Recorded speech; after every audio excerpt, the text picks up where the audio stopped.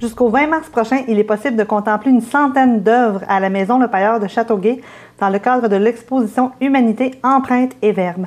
On en parle tout de suite donc avec la directrice générale de la Maison Le Pailleur, Karine Lenderman. Bonjour. Bonjour. D'abord, comment on peut décrire l'exposition qui est en cours chez vous? 3 mots. D'abord, poésie, ensuite voyage et je terminerai en disant histoire. Parce que d'une part, c'est un peu comme un grand récit de voyage d'une artiste, dans ce cas-ci, Monique Gosselin, qui a voyagé beaucoup, entre autres, au Moyen-Orient. Et par la force des choses, en rencontrant les gens, en voyant, entre autres, des gens émigrés ailleurs pour des causes, des conflits sociaux, politiques. Donc, et là, je fais toujours un parallèle avec nos réfugiés syriens qu'on vient d'accueillir ici à Châteauguay. Donc, c'est un peu dans cette idée-là d'une histoire humanitaire, d'une histoire mondiale que Monique a fait sa série d'œuvres. Et donc, ce sont des œuvres sur papier, essentiellement. On parle d'une centaine d'œuvres, mais il y en a de tout petites, il y en a de très grandes. On a des livres miniatures. Et dans chaque livre, dans chaque œuvre, on nous parle de ça. On nous parle de cette espèce d'histoire de gens qui demeurent sur un territoire, qui sont poussés à aller vivre ailleurs.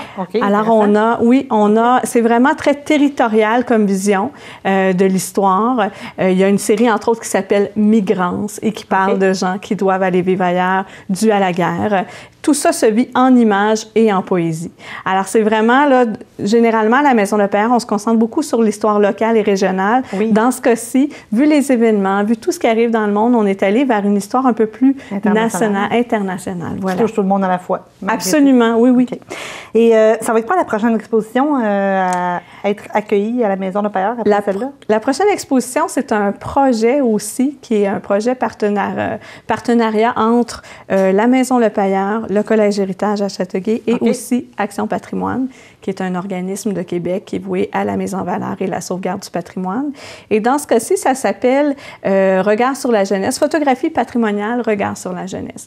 C'est une 5e édition. Alors, ça fait déjà 5 ans qu'on fait ce projet-là. Et ce qu'on propose, c'est qu'on propose aux gens de venir voir des photographies d'étudiants de 4e secondaire qui se sont vus dans le cadre de leur cours d'histoire, proposer un projet sur le patrimoine et qui sont partis à la recherche d'images représentant leur patrimoine avec un appareil photo.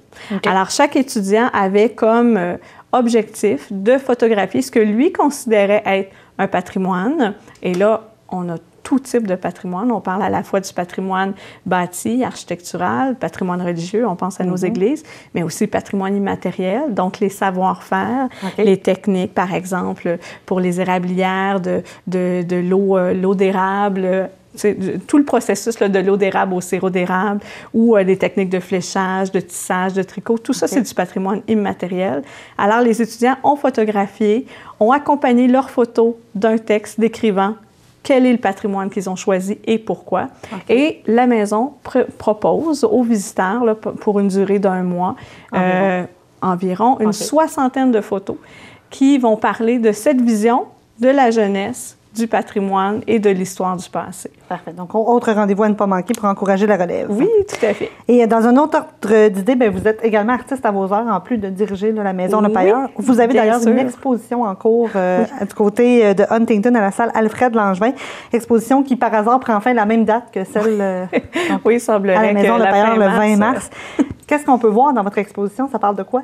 Dans l'exposition que je présente, il y a 2 productions. Il y a une production qui s'appelle Cloisons et grands espaces, qui est une production qui parle des paysages ruraux. En fait, cette production-là suit mon constat de voir que certaines fermes, entre autres celles où j'ai été élevée, sont détruites, rasées. Et donc, on voit un paysage rural qui change avec les années. Donc, toute la première série est un peu là-dessus. Ce sont des éléments architecturaux, très simplifiés. C'est un travail qui est très graphique, très épuré. Et c'est une mise en espace qui est assez simple, dénudée.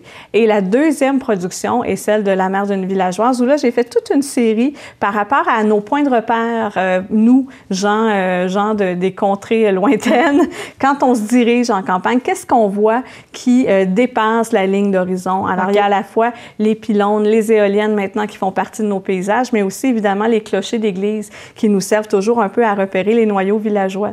Alors, c'est toute une série en images qui parle un peu de ça, des paysages. Somme toute, les 2 séries nous parlent des paysages de campagne, des paysages ruraux et des éléments comme ça significatifs, symboliques qu'on y retrouve. Parfait. Donc, autre rendez-vous à ne pas manquer pour les gens qui voudraient y aller. La salle est située au 10 rue King, donc à Huntingdon, jusqu'au 20 mars.